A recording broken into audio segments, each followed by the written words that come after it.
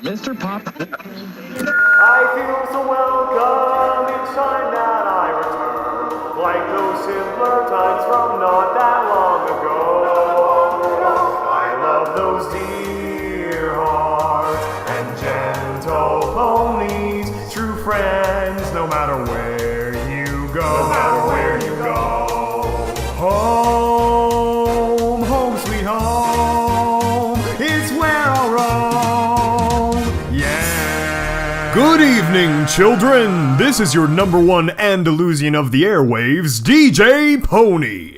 In case you weren't listening last time, I premiered a new segment that will air in this Sunday evening block whenever we have an episode. However, you'll have to forgive me if I end up rerunning it as well. At least it gives more ponies a chance to listen to it. Because you don't want to miss the next episode of Confessions of a Wasteland Pony, the new interview series where we talk to you, the everyday mares and stallions of the Equestrian Wasteland. Last time, we interviewed Battered Blade, the X-Raider who told her touching story of growing up in probably the worst home life you can imagine, and her harrowing tale of personal redemption.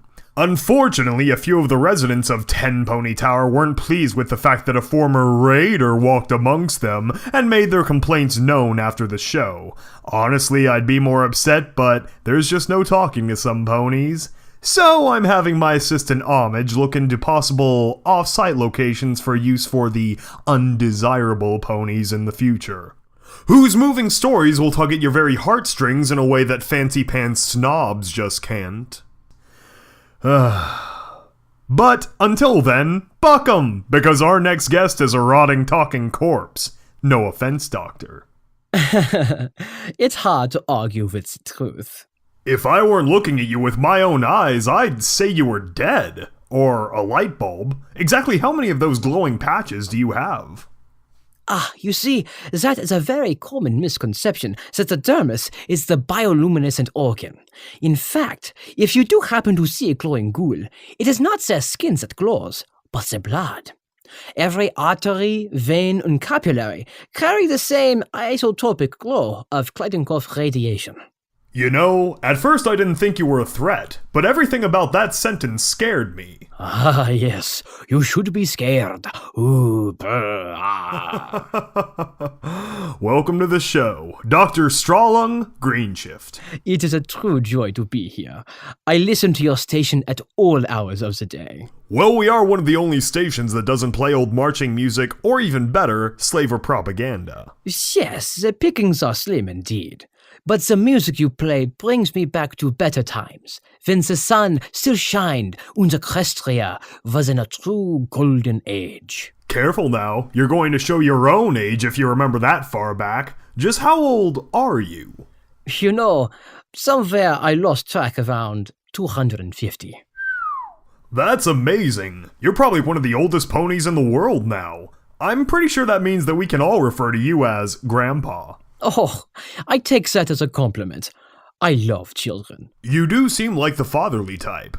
Do you have any of your own? Oh, no. I was married to my job, so to speak.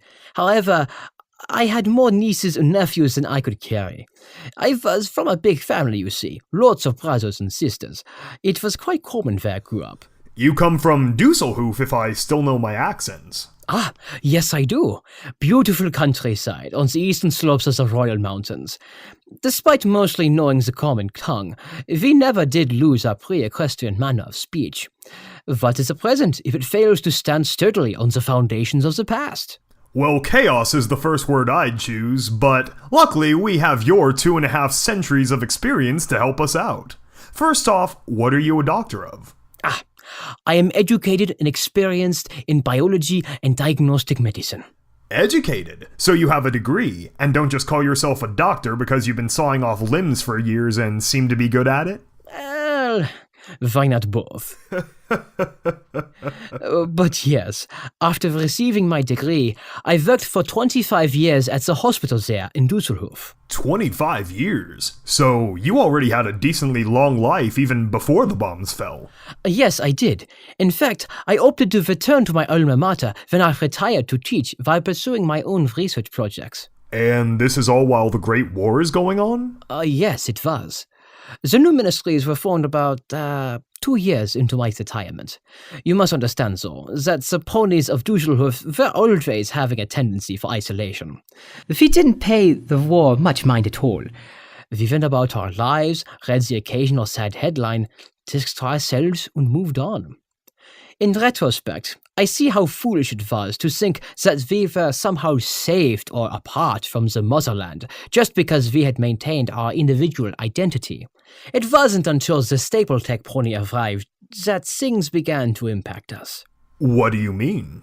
One of their corporate representatives, a brown earth pony mare with magenta mane and fierce, determined green eyes. She met with our city council one day to discuss the construction of a stable. The council ponies were hesitant at first, especially with her New Yorker charisma and force of will. But soon she was able to convince them that without a stable, there was a chance our entire culture could be lost to history in a single flash. Well, I guess nothing sells a product like, buy this or you're all gonna die. Oh, but it worked. The council then decided that the place to focus its preservation efforts on should be the university. They figured that it was the best way to preserve our heritage. And I swear, it wasn't a week later that construction materials began flowing in by the train car load. The foundation was excavated opposite the main hall of Blackwood University, within the view of my office window. I saw the entirety of the project firsthoof. In a mere 4 months, they were planning the sod grass and bringing the last of the materials through the door. They built the entire thing in only 4 months? Even with prefabricated materials, that's quite a feat. Well, Stapletech was one of the largest companies in the world. They definitely had the resources, even to make it up the mountains to our little village. Soon, Stable 76 was complete. And then they began selling the space for those who wished to purchase themselves the ultimate insurance policy. Did you purchase one? Oh, heavens no. I was an aging stallion. I had lived a long and fulfilling life. Those spaces were for the young who still had a life to live. That's a noble perspective. It was the right thing to do, I thought. But then, to my surprise, I received a letter anyway. You're kidding. No. They wanted me to be a part of the stable's medical team because of my years of learning and experience. It was a reasonable argument, but not when considering the younger and brighter wunderkinds that filled the Blackwood halls. I went to their local office to talk to the New Yorker mayor about it. But once again she had the stronger will? Indeed. She convinced me that as the most senior member of the medical research staff, my knowledge and skills would be invaluable to continue teaching the future generations. I remember commenting snarkily that I'd probably drop dead from a heart attack before I could make it through the door. But I walked out of our office with a badge and a retainer check. I was now an employee of the Stapletech Corporation. So were they hiring other members of the university? Oh, yes, a great deal. Our overmare, in fact, was a political science professor. That's, in a way, where things started to go wrong. How do you mean? Well, this mare, she was a sweet girl. Tulip Blossom. Tulip Blossom, her name was. She went to work straight out of graduate school and into teaching as a professor. This was all well and good, being able to hold interesting philosophical discussions about Düsseldorf's history both before and after the Equestrian expansion. All of her knowledge was in books, scrolls, papers, documents. She had never served as an ambassador. She had never seen nor studied abroad to see the world as it truly was. She could talk about the Zebra Kaiser and how the policies of the two nations had become completely incompatible. But just like the rest of us, she was too far detached from the horrors of the war. On the day the sirens began to ring, I found her in the hallway, visibly shaken as she glanced around the corridors as everyone galloped around her. If I had not thrown her on my back, I think she would not have left that spot. You saved her life. It is a doctor's duty. So she clearly wasn't prepared for this kind of responsibility. How did she end up as your overmare? The unfortunate result of two very different groups of ponies agreeing on something.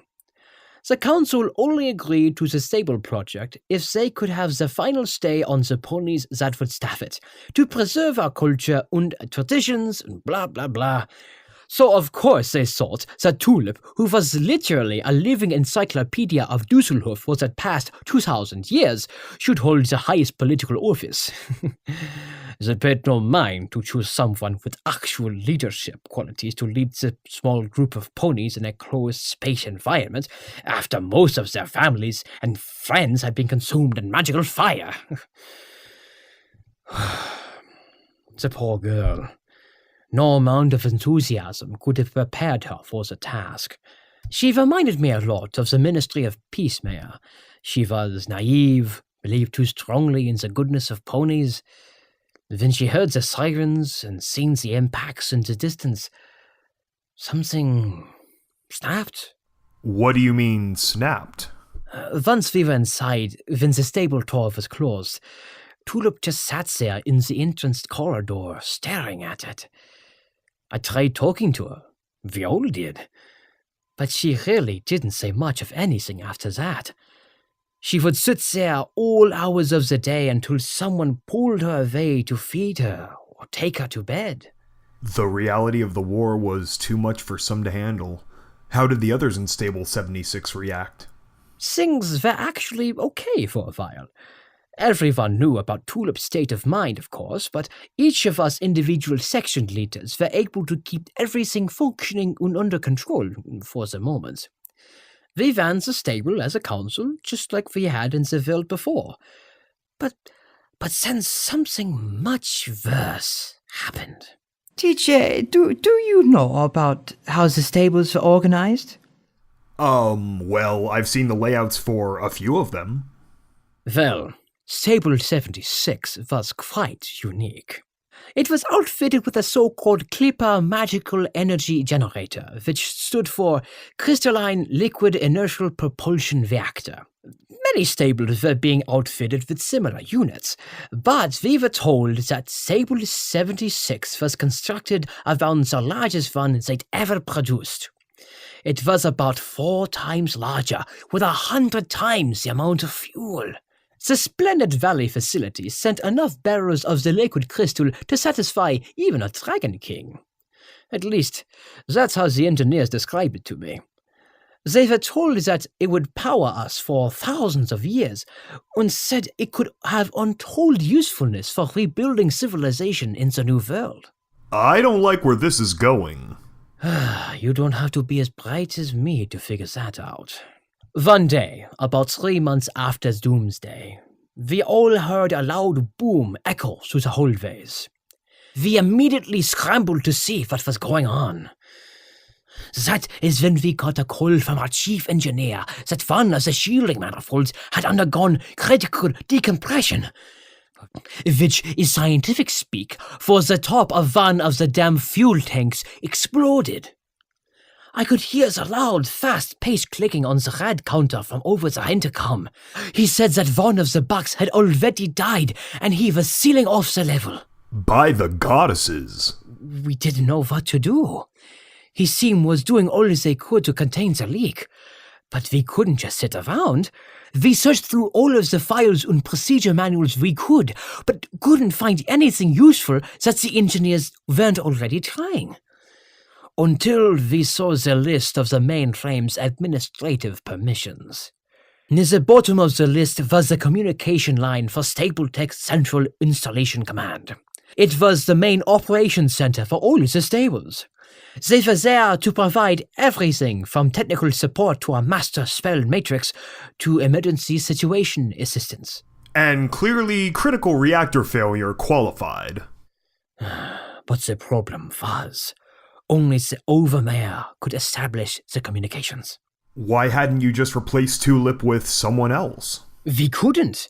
While the system was built to transfer control in event of unforeseen death of the Overmare, that didn't include the initial login where the first Overmare, the one hardwired in by Stapletech, must activate the system herself. They said it had something to do with preventing sabotage or some such horseshit. So the damned apocalypse was a pretty high-risk situation. They reasoned that if the Overmare was dead, probably the rest of us were too. We even had to hold Tulip's hoof up to control the panel just to get the damn door to close. Unfortunately, we couldn't just do that again here, because we also needed her password. So your only hope for help was to snap her out of her trance? Yes, which we've already been doing. Our lead psychiatrist, Dr. Copper, had done everything known to medical science. Her obvious fixation was with what was behind that damned door. Very early on, we told her that if she came with us and logged into the computer, we could open the door to see. Which we couldn't have let her do, of course. We originally just planned to get her to put in the password, and then we would elect the new Overmare from there. But now, taking our chances on the surface was a much more viable option. Tulip, she cried. There's been an accident. You need to access the mainframe. They're going to die down there. Dr. Copper even gave her a few hard slaps, but still no response. What do you mean no response? Not even pain? You said she'd return there if you took her away, so she must have had some faculty about her. She would fall asleep there if we did nothing, but we just couldn't break through to her. If you looked into her eyes, you would have understood. They were filled with the same horror and fear that I had seen in her in the hallway on that final day. She was still seeing the explosions, the death, the destruction. It was like a waking nightmare. How awful. To be trapped in your own mind like that? So even though she survived the bombs physically unscathed, they'd consumed her mind beyond repair. It was no use. Everything we did failed. I even tried using different drugs on her, but nothing worked. Then we started hearing screaming from over the intercoms, and just like that, the whole stable went into full panic. A few of them had started to turn on Tulip, looking for something they could lash out their fear and anger on.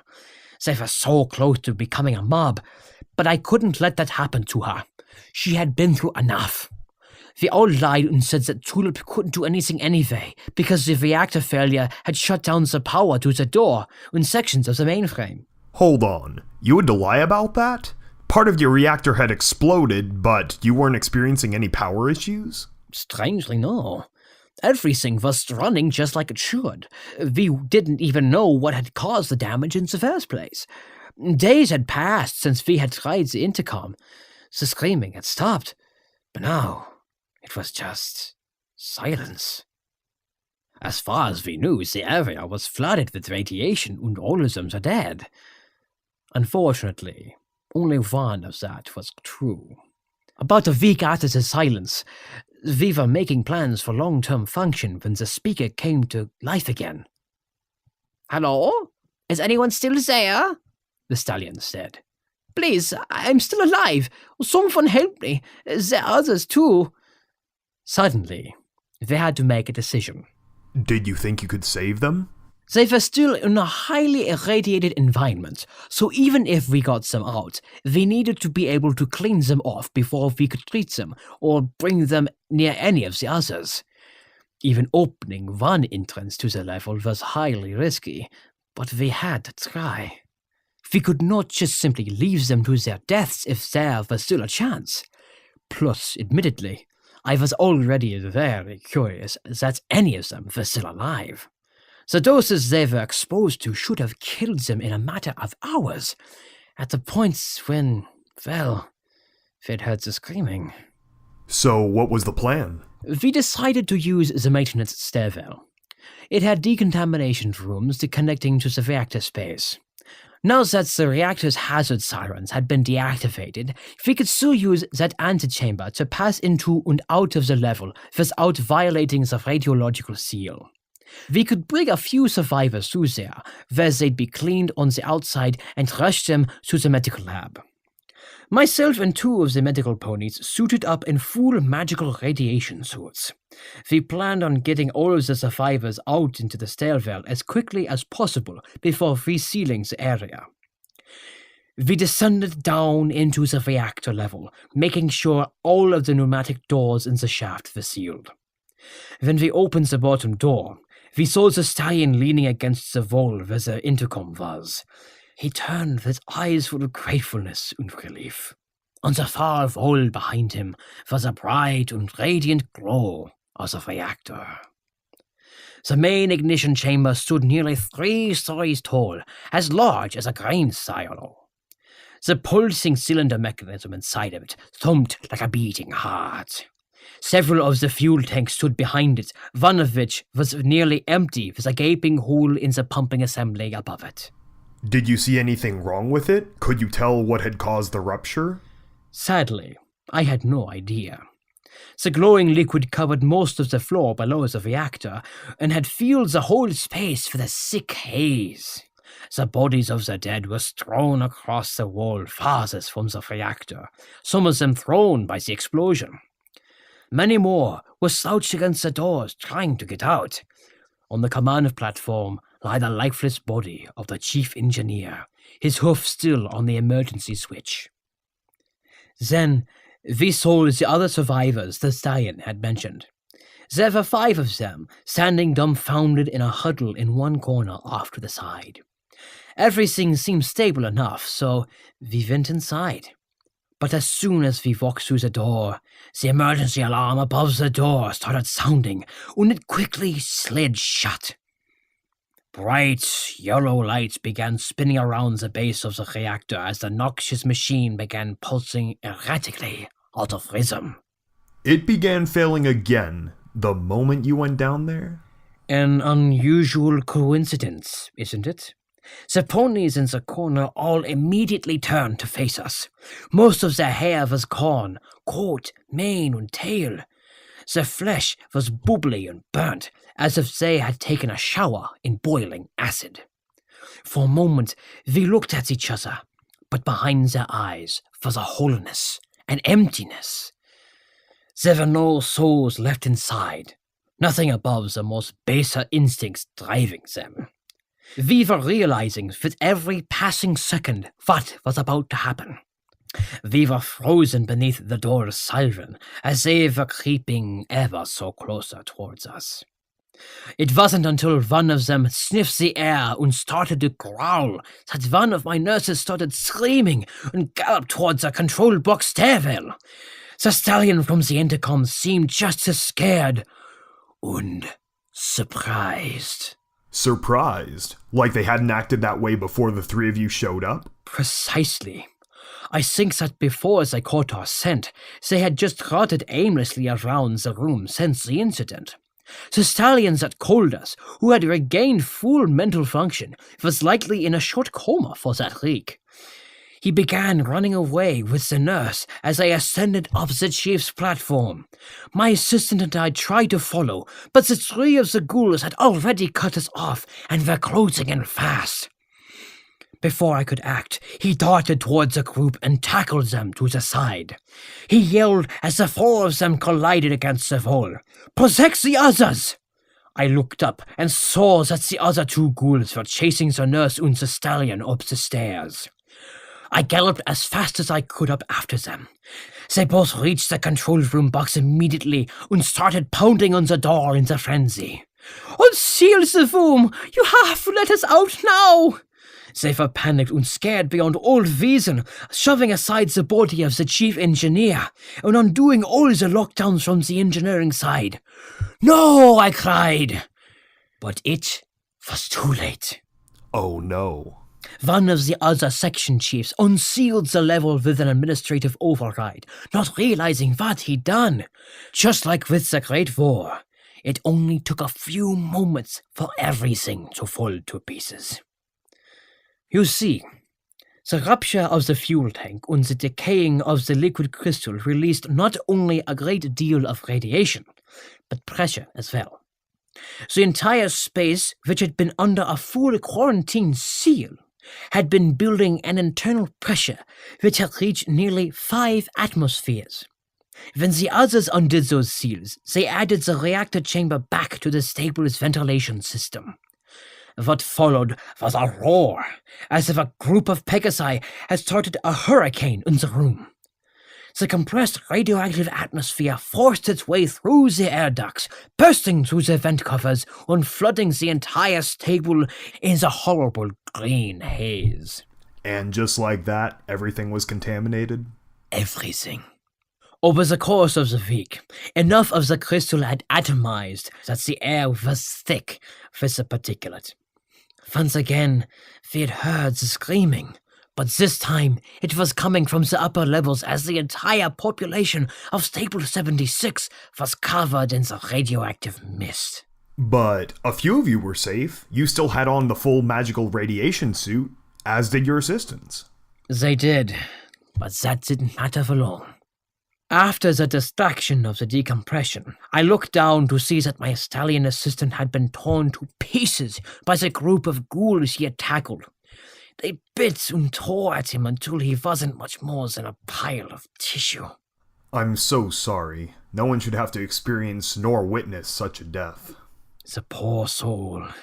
I turned away from the horrible sight to find that the other 2 ghouls had continued their chase of the stallion and nursed through the command box entryway. I had continued up the staircase to follow them. But then while I was galloping on the catwalk to the other side of the room, I heard a loud metal lurching. I turned to my right and watched as the second fuel tank exploded. A large chunk of the shrapnel collided with the section of walkway I was on, ripping it from the walls and landing on me in a heap 30 feet below.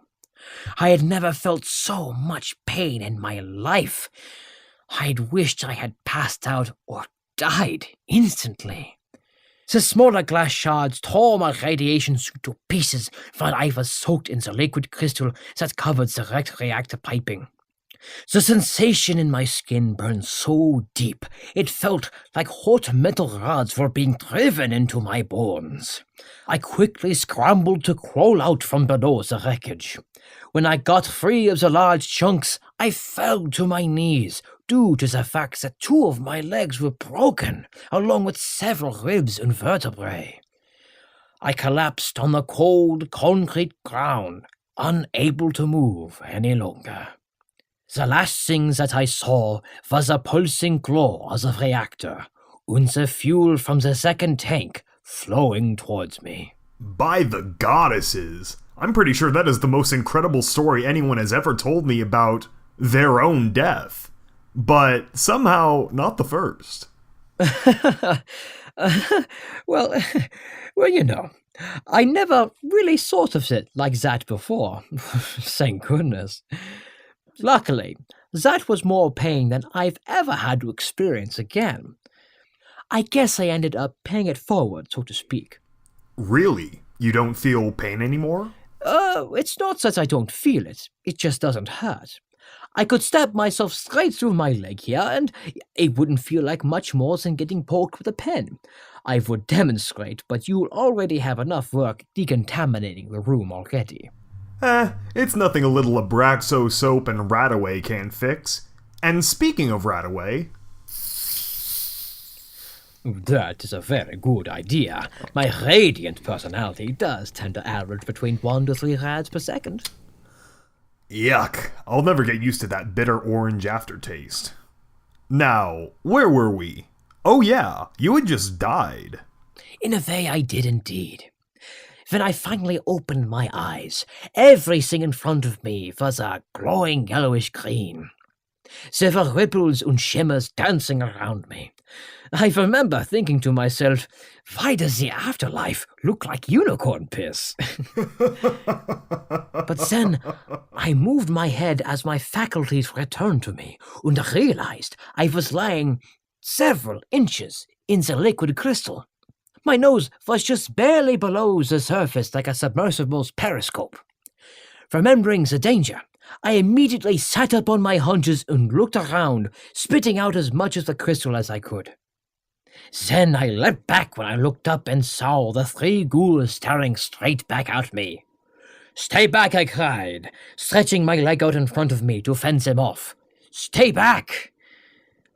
But while they gazed nonchalantly in my direction, I became transfixed by the white beach bone that was now my hoof. I slowly began to turn my leg, tearing away the shredded radiation suit. But what I found beneath was a fleshy, bubbling mass of grey and green. Some sections of skin were completely missing, mainly in spots where the glass shards had cut me open. Instead, I could see my muscle tendons as they constricted and tensed. A thin, filmy layer had formed over the tissue, like a fleshy window to look at my now green, glowing insides. Most of my coat hair was gone, too. I once had lush, cobalt blue hair, but what little remained was ghostly white and shriveled down to peach fuzz. Luckily, some of my mane and tail hairs remained, although they were much whiter and thinner than before. At least at this point, it helped me look like my age. Oh, nonsense, Doctor Greenshift. I wouldn't peg you a day over 200. Oh, you're too kind. Perhaps my modeling career isn't over just yet. There's nothing sexier than a zombie fashion show. I actually like the idea. We can call it Wasteland Chic, set up a runway in the 10-pony lobby and have a big-ass party. Honestly, I think a lot of ponies out there could use a night to just cut loose. And glowing models means we don't even need to set up stage lights. So now that you've woken up, found that you've undergone this shocking transformation, and are facing 3 ferals that just killed your assistant, what was your next step? It was literally a step. I stood on all fours and took a few steps back, which is when I heard an audible popping around my hind legs. I gently kept walking around on them, and was happy when they didn't give out from under me.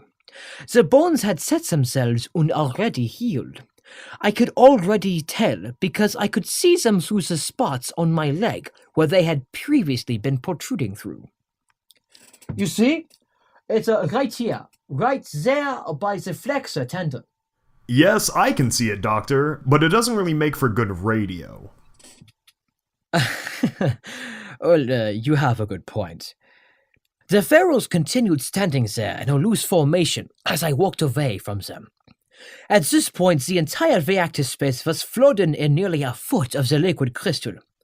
Instead of the painful burning sensation, the crystal just felt like muddy water.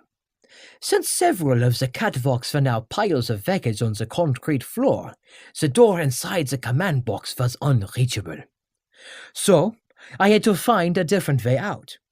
In one corner behind the section breakers was an industrial lift for moving equipment. The reactor continued pumping in its normal rhythm, and the electrical arcs above the breakers was proof enough that the power was still flowing properly. That is despite the 2 empty fuel tanks which sat quietly amongst their neighbors. With a push of a button, I took the lift as high as it would go. I exited to find a collection of water tanks in front of me. The reassuring blue paint and shorter, less intimidating size was a welcome change to where I once was. I followed them along the hallway until I came across an open pneumatic door. On the other side was the stable's apple orchard, or rather, what was left of it. The once vibrant green trees and juicy red apples were now shriveled and black. But not black like the blackwood trees native to Düsseldorf. The orchard was scorched earth, dust, and ashes. I crossed the orchard for the exit and found several more ferals just standing about. The mist was very thick, so their immovable stance casts them like shadows with the trees, mere reflections of their former selves. The corridors eventually led me to the atrium. As the main meeting and recreation hall, there were always plenty of ponies in there at any given time. This was still true of the couple dozen ferals blocking my path to the exit. At this point, I still knew practically nothing about what these creatures had become, and did not want to antagonize them at all. So even though those first ghouls hadn't attacked you, you still tread carefully around these ghouls. They might not have been initially hostile, but I still feared bumping into one of them or some other provocations that would cause them to attack regardless, which is still quite a common occurrence. But I couldn't get to any of the higher levels without passing through any of the atrium, so I took a breath and slowly started walking. This is where I took some time to really observe the way that they behaved. In most cases, I found them huddled in groups of 3 to 5, almost like a familiar herd instinct. While the occasional feral ghoul would stand alone, in general, they seemed to prefer bunching together, although they appeared to have no communication or interaction with another at all. I kept moving slowly between their smaller groupings and making sure none of them were paying attention to me. This is when I stumbled upon something and had to stop. I looked down and found a small filly trotting away from me. My heart broke for the poor little thing as she walked off. Not only did she not have her mark, but the skin where it should have been had rotted away to the bone. That was the mark she bore, the mark of the ghoul. And she wasn't the only one, was she? Oh no. Several other foals were scattered around, all with the same empty looks as the adults. By the time I left the atrium, I felt as dead on the inside as I looked on the outside, which is when I saw one more heart-breaking sight. Sitting there in front of the stable door, I saw Tulip. On either side of the door were 2 large vents, pumping in the green mist. Oh, goddesses. I trotted slowly up to her, as she sat staring at the door as she always had. As I walked beside her, the glowing muscle between her exposed ribs and vertebrae became more evident. Oh, Tulip, I said, sitting down next to her.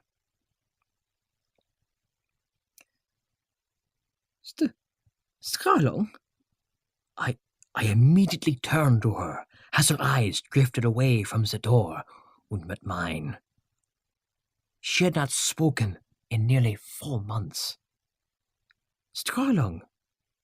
She lifted her hooves up to me, revealing that they were almost as decayed and glowing as mine. Her face began to wince as if she was crying, but no tears came out. I took her in my arms as she slowly sobbed into my lab coat. The bombs, Scarlung. The bombs. Shh. I know, Tulip, I know. But it's okay now, we're alive. I don't know how or why, but we are alive. Just hearing the sound of her voice, despite what we'd become, I'd really believed it. That's incredible. The ghoul transformation snapped her out of it?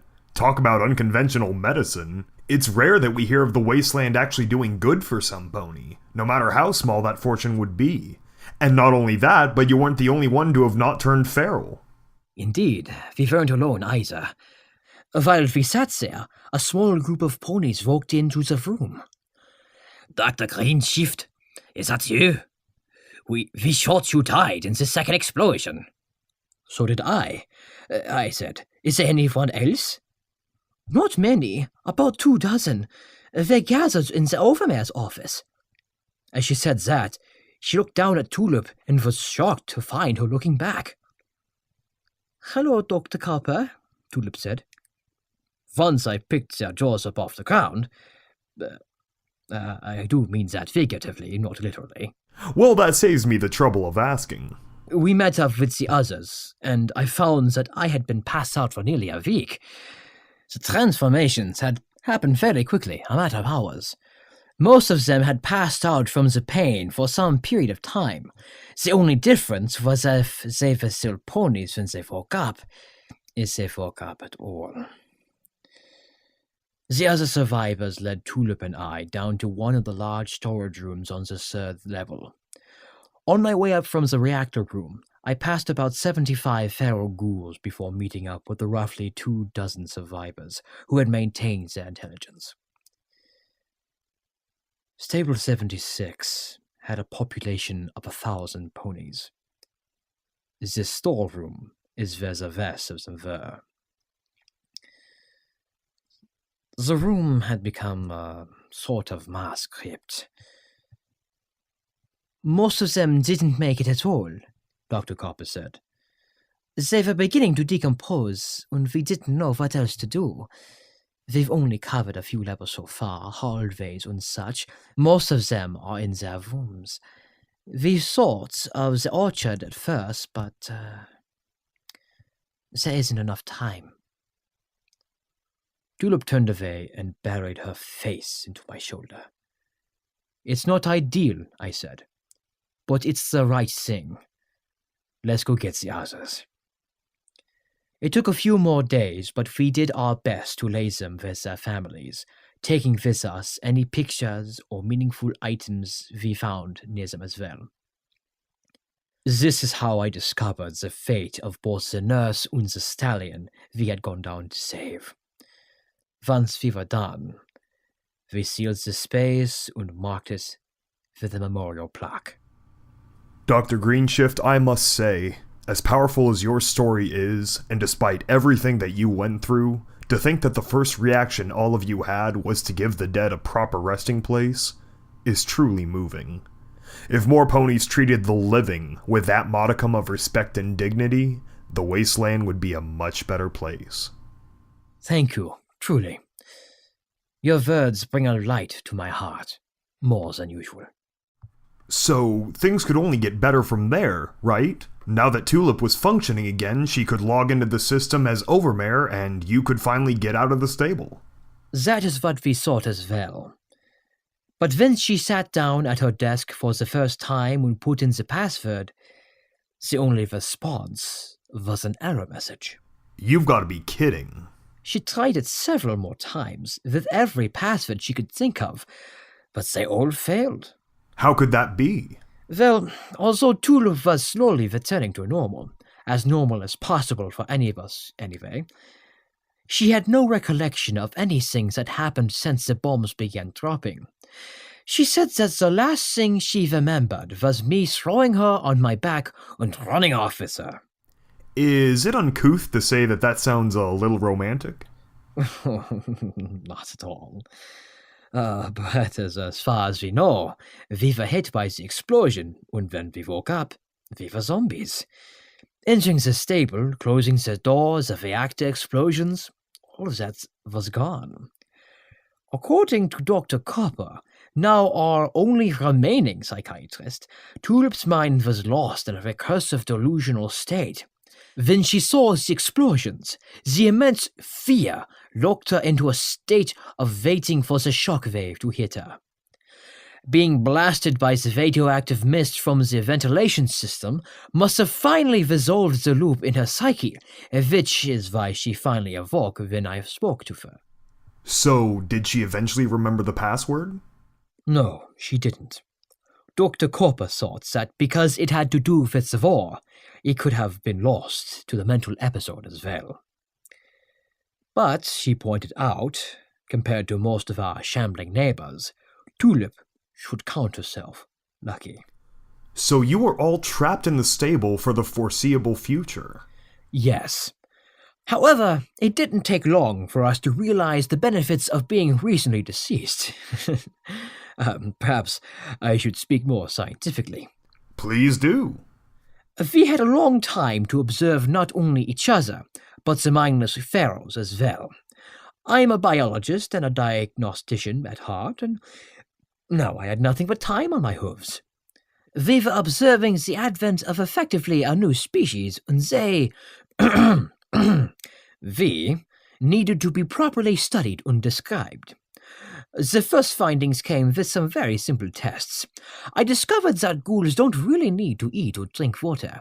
Our bodies can process the food, better than normal ponies or countless other creatures, but it doesn't appear to be necessary for normal metabolic function. Well, that sounds great for saving caps anyway. Yes, indeed. Not to mention we wouldn't get much pleasure out of anyway. You see, ghouls can't really taste. Not that our tongues are useless, but especially for the chatty types like me who can talk on and on about anything for hours on end. But we really only have binary flavor detection, radioactive and non-radioactive. You taste radiation? What's that like? Well, you mentioned the bitter taste of the radaway. Think of that as half as bitter but with a powerful lemon-lime flavor. Really? Lemon lime? Huh.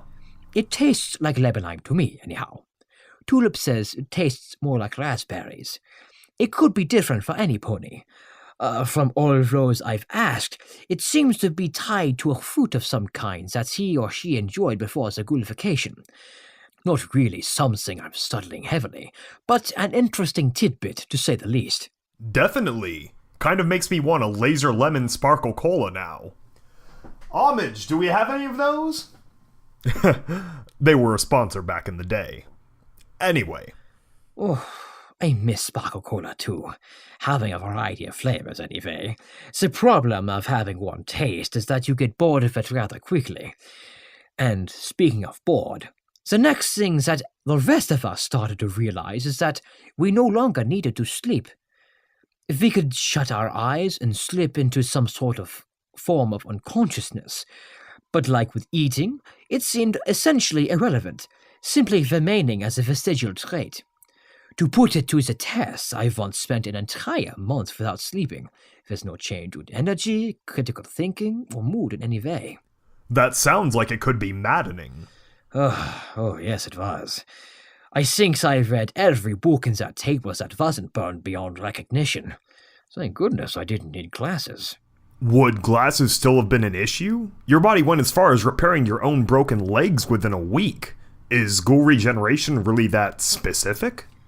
It's, inconsistent. Like I mentioned before, with the disparity of how we all taste radiation, some bodily functions seem to regenerate while others don't. Take our appearance, for example. For whatever reason, in most cases of ghoulism, the dermal layers are not regenerated to their regular state. For us, anyway, the normal ghouls. Then there are those ghouls that were affected by the big cloud. For some other reason, they seem to maintain their outward appearance 4 times as much as with the normal ghouls. But they are a subspecies that I have very little interaction with at this point. This is also the mystery behind why some of the ghouls get the awful rasp of their voice, while some of us retain our vocal cords, for the most part. So you don't need to sleep, eat, drink water, or require any kind of medication? So, what keeps you walking? All of my observation point me to the same conclusion, which most Wastelanders already assume. We survive off radiation. Ghoulism appears to be caused by an accelerated systemic mutation in the cells of the subject. When a normal pony is hit with a massive burst of radiation, in roughly 10% of the cases, the pony's cellular and genetic structure undergo a forced evolution to adapt itself to a new radioactive environment. It's unfortunate that only a quarter of those ponies maintain their intelligence, and unfortunately farther, may degrade into a feral ghoul over time. And sadly, this is what has caused so much bias against ghouls over the years. Is there any way to predict if and when that mental decay may happen? That is the focal point of my studies. Why one ghoul walks and talks while the other shambles about? My findings have shown that those who have retained their sentience tended to have a higher IQ than those who didn't. So, ironically, the ghouls who aren't feral are usually quite brilliant. Their brains had more folds or more neural pathways which either allowed for higher natural resistance to the degradation or prioritized intelligence in some way to be regenerated and maintained above the simple animalistic survival instincts. It is those instincts which are also fundamentally rewritten during the transformation. This is demonstrated by our taste for radiation, since that is now the sole source of survival in our species. All innate processes are adjusted to the search for it. This is why feral ghouls are so violent and quick to attack. Normal ponies or other creatures, while living with a significantly higher level of background radiation than before the bombs fell, have a much lower internal supply of it, or the need to survive off of it for that matter. So feral ghouls essentially see all of their creatures as competition for food. Think of it as a pack of lions finding hyenas on their land. The hyenas are consuming other creatures in the same way as non-ghouls soak up radiation that would otherwise been food for the ferals. Add that to the fact that they're already gone through a traumatizing genetic shift, and you get creatures that are so fiercely defensive of their radiation supplies that they kill off and tear to pieces any biological competition.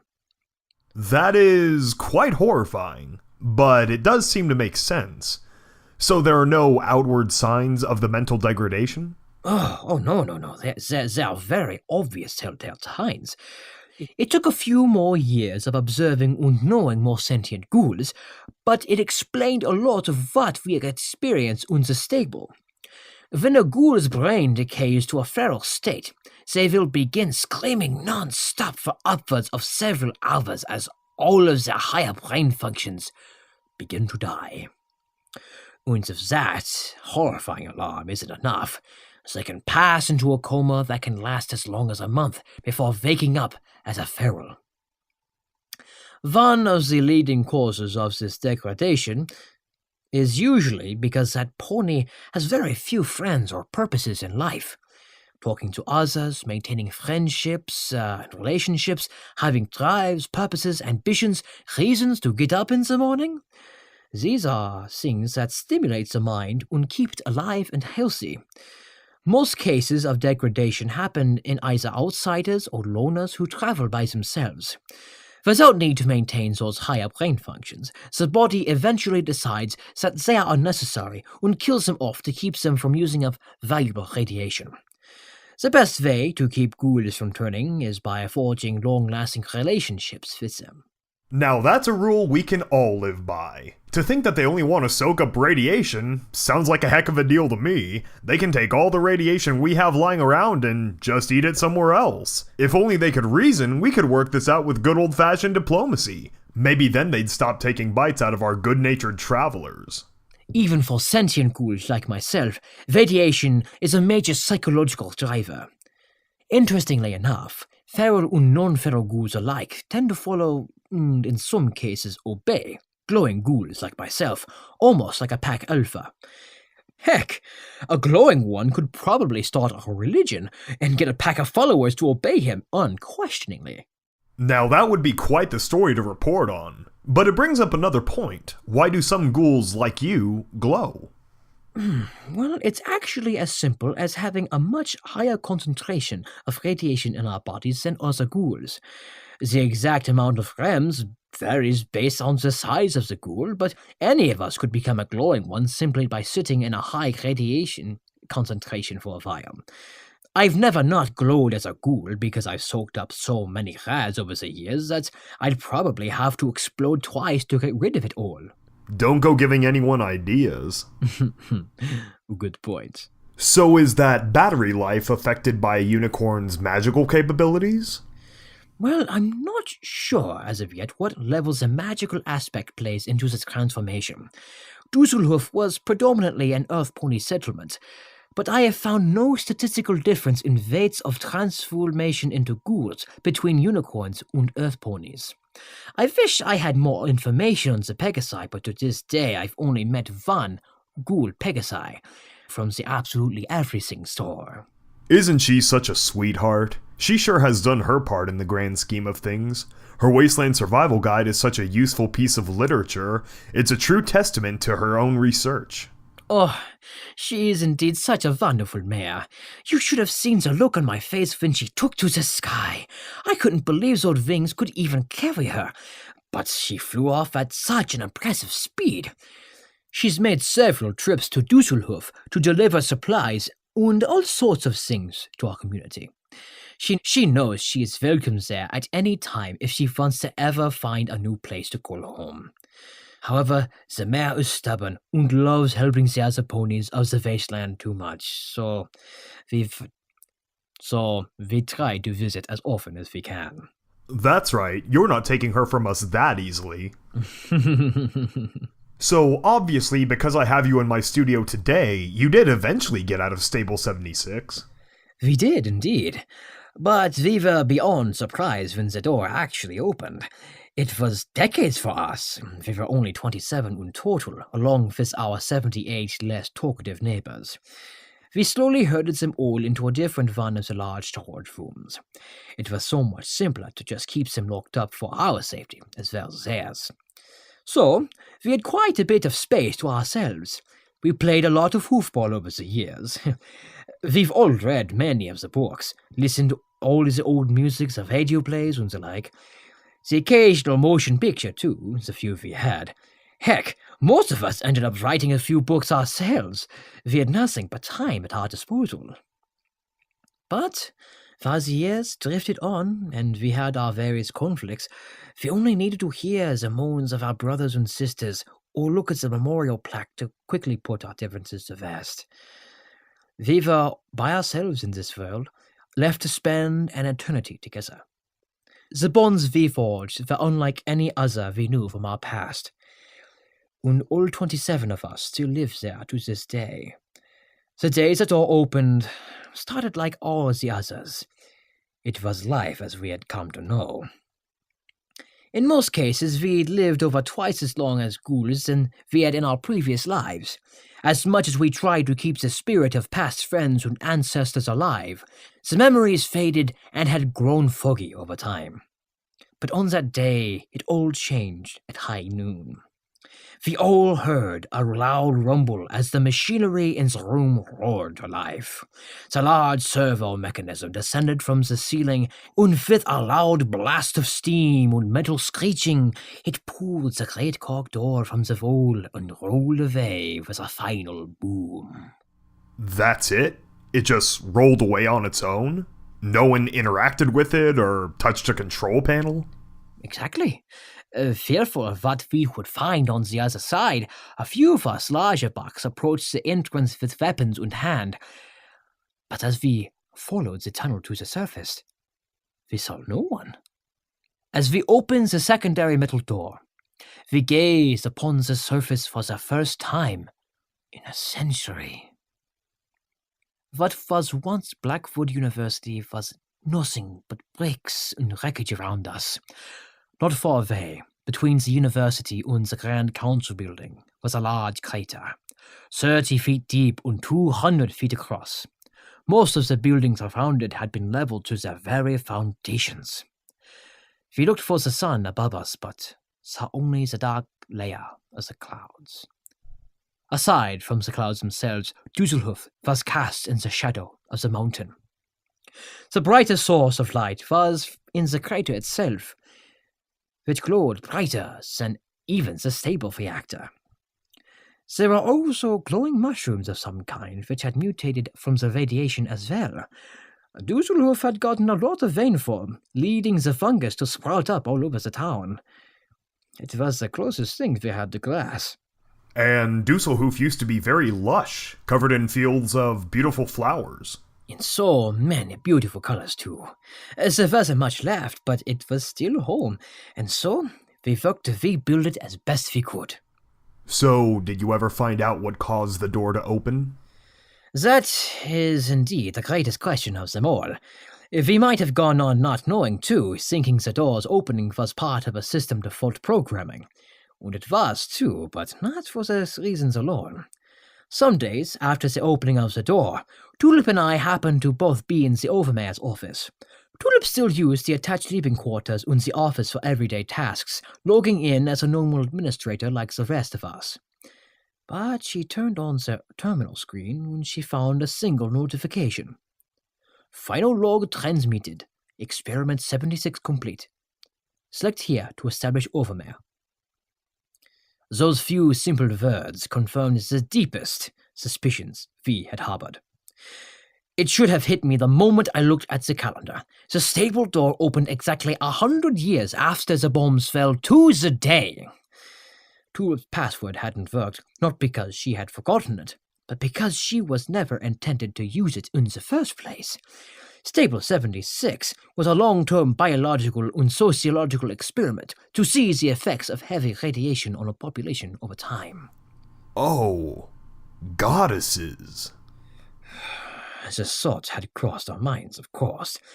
In extreme situations, you must confront every possibility.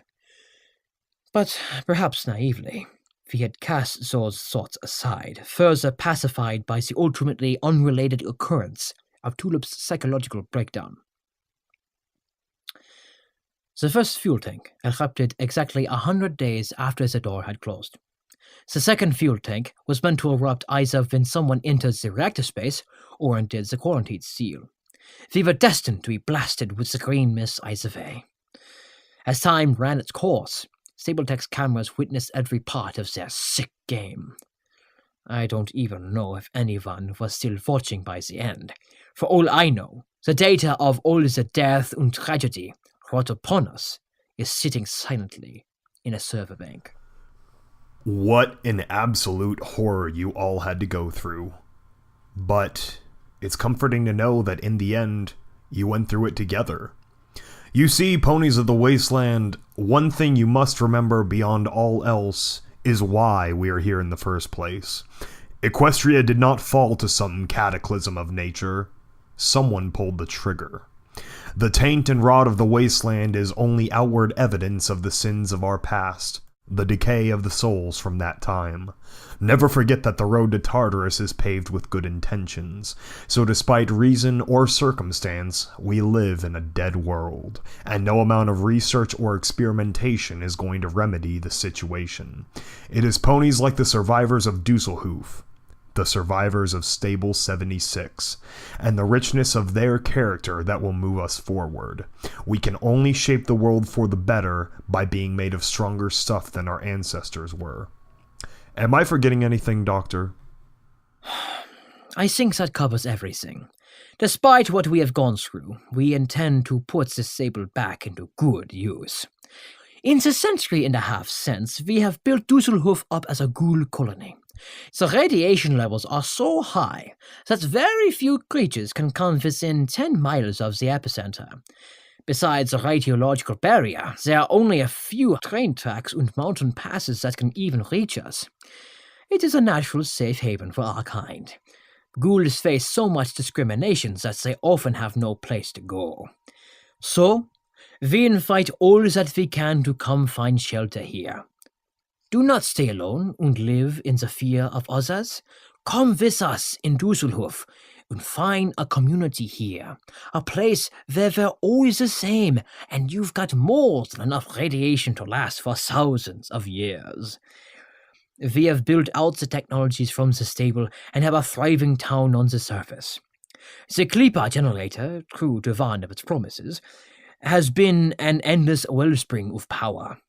In fact, we were overjoyed when we got our old radio mast working again and heard your transmission come over the airwaves.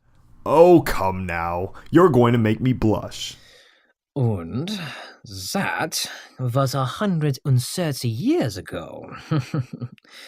So you know, Mr. DJ Pony, if you ever need a new broadcasting station, you've always been welcome to join us in Düsseldorf. I appreciate the offer, Doctor, but I've gotten quite cozy here. However, we may be in contact because we are looking for off-site interview options. There are a lot more stories out there, and I'm already on thin ice with 10 Pony management. Okay, whatever you say. We would be happy to help up however we could. You only need to talk to our head council pony, Tulip. One of the few good things that came from discovering the reality of the experiment was that she was fully vindicated in regards of the Overmare password. You see, it had tortured her for years. Tulip used to spend hours on end trying every conceivable password she could. She'd stay up days and nights until I pulled her away from the terminal screen. If she could, she would have shed tears of joy from finding out that our seemingly eternal sentence in the stable was not her fault. Since then, Tulip has risen to the task originally bestowed on her and led by our new Dusselhof for over a century. Despite her guilt, she has more strength than all of us. I believe wholeheartedly that without Tulip Blossom, we would have been lost. I would have been lost. Wait, are you two... You'd be surprised what kind of circumstances can bring two ponies together. Now that is exactly what this show needed. A zombie love story. Oh, and I do love her. Tulip has brought so much life and joy to our otherwise dismal circumstances. It's because of her that my new life has actually been quite wonderful. That is very touching, Doctor. Plus, for the sake of total honesty, we were trapped together underground for 100 years. You need to find ways to, pass the time. Okay. Being a ghoul can be quite invigorating. Thank you, Doctor. You're lucky we're broadcasting in safe harbor hours. Not that we have regulators anymore.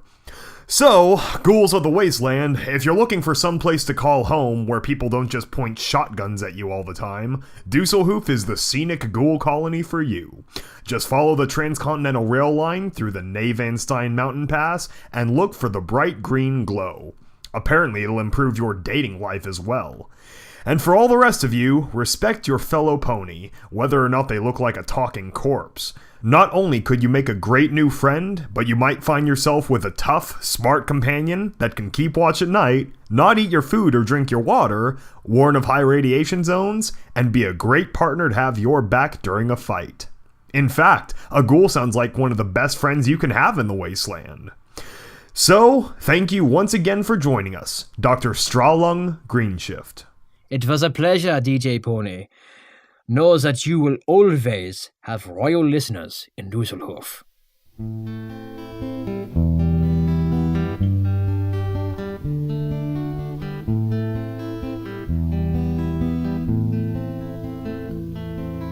Every story must come to an end. I wish I could tell you more. We've had our sadness and we've had our fun, something we can't ignore. And though we may fly to the east and the west, and distance may keep us apart,